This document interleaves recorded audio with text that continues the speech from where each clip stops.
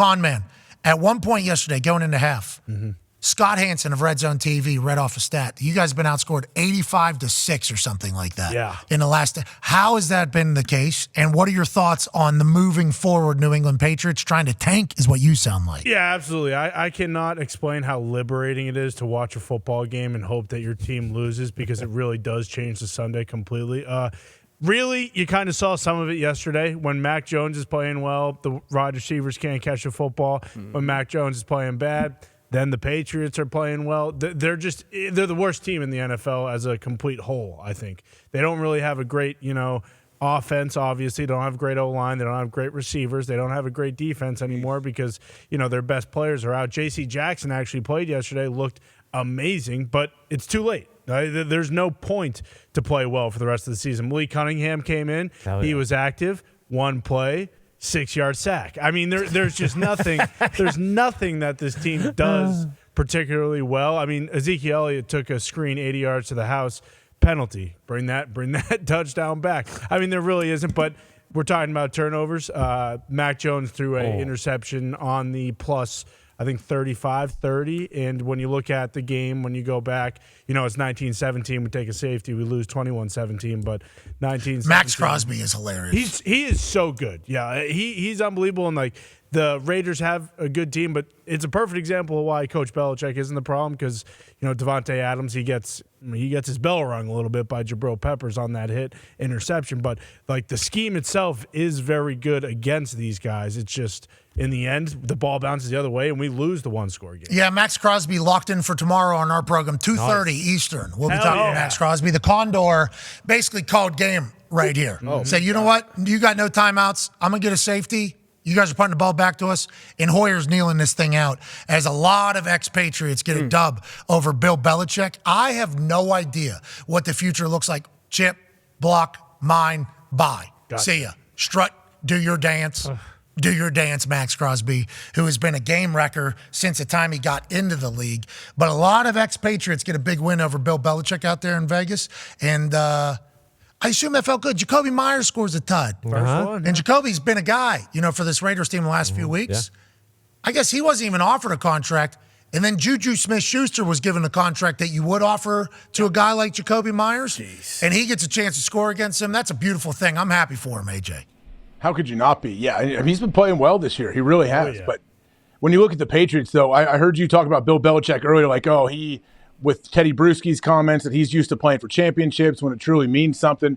But, the process and all of that, there's no way Bill can he would ever bail on anyone or a team saying, hey, this doesn't mean anything. That's what he's been preaching for the last 40 years. Jets, I think. Wouldn't mean anything then. Yeah, bailed on the Jets after a few days. Well, to take another gig, though, was that mid-season, though, like this, where you already have all this resume built up with this squad? I don't think mid-season he would do anything either. This is all off-season conversation, I think, but it is going to get loud. Oh, it already is. I know people right now would prefer that the Patriots would fire Belichick than keep him for the rest of the season. I know for a fact that there are fans right now. Easy come, easy go up there. Yep. You know what I mean? All you got to do is 20-plus years of success, greatest dynasty in the history, so many parades and happiness. And when Tom leaves, fuck Tom. We're on Bill's team. And then this team looks bad for a year and a half, and it's like, fire him now.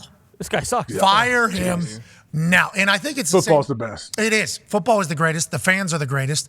And I think there's a chance that a lot of people will spin this from New England and be like, we don't want to remember Bill for this.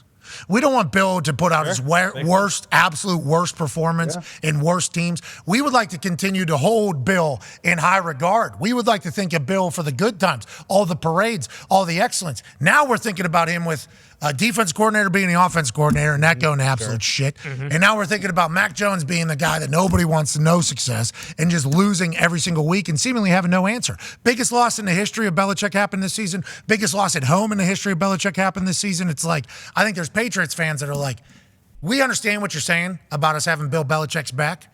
This isn't Bill Belichick. This is a vastly different Bill Belichick than we fell in love with. And to that, we say we understand. But also, let the guy finish his season. Yeah. You guys are trying to run his ass out of town like he's Frank Reich of the Indianapolis Colts. Well, if a team's 1-5, it doesn't matter who the head coach is. They're 1-5. Something has got to change. But I think the reason Patriots fans are so kind of pissed off and done with the whole thing is because we've had the same exact problems for 3 straight years. We haven't had good weapons. Our whole line hasn't been good. and we haven't been able to really move the ball. And you mentioned the Patricia Joe Judge era. People were not – when that happened, that's when people were like, hey, this isn't the time anymore where you just do stuff and we don't question it. Like, why the hell was Matt Patricia and Joe Judge the OCs? So, to that point, though, that's like Tomlin. I think Tomlin having Matt Canada's back through this entire thing, which I think Tomlin would view as a positive trait. Like, yeah, I'm sticking up for my guy. I think he's got a lot of Pittsburgh people to be like, if this is what the standard is, then you're on your own island for that. It's kind of the similar thing for New England with Bill Belichick. Same exact. I mean, it's the third season of it. Like, okay, well, first season, that's fine. Just second season, cool.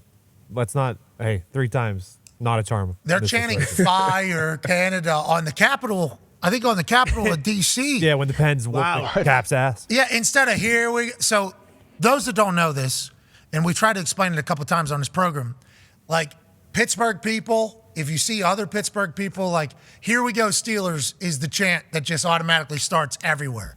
If there's a lot of Pittsburgh people in a Penguins away game, it's like, here we go Steelers chant is going to start in here at some point. It's been that way forever. That has been replaced with Fire Canada. Like, we're talking about like 40 years of Pittsburgh tradition of here we go Steelers being chanted everywhere, thrown away for the number one heel in town, Matt Canada, whose offense is somehow similar to the Iowa Hawkeyes offense in college ball. And Tomlin being publicly behind him has made his brand kind of get trapped into that entire thing, into Bill Belichick thing, like him sticking by his guns to the shit that isn't working. They're turning against him. It's an interesting time in the NFL fandom right now, especially in those two places, AJ.